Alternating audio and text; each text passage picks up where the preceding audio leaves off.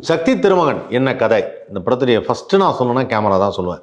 காரணம் என்ன அப்படின்னு பார்த்தீங்கன்னா, மயிலாடுதுறையில் ஆரம்பிக்குது ஒரு கதை. மயிலாடுதுறையில் ஆரம்பிக்கும் போதே மயிலாடுதுறை இவ்வளோ அழகா அப்படிங்கிற மாதிரி ஒரு விஷயம் இருக்குது இல்லையா?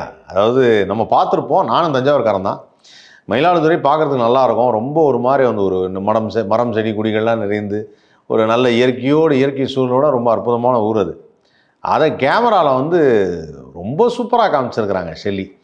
உண்மையிலே பிரமாதமாக இருந்தது. அற்புதமான ஒளிப்பதிவு, இந்த படம் ஃபுல்லாகவே சொல்கிறேன், அற்புதமான ஒளிப்பதிவு.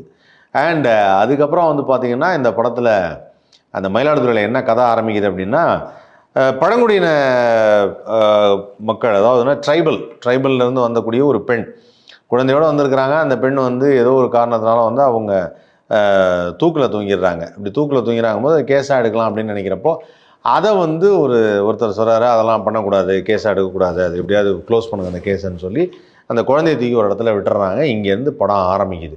டைட்டில் மட்டும் தாங்க போட்டாங்க, சக்தி திருமகன். யார் நடிச்சிருக்கா என்ன ஏது ஒன்றுமே போடல.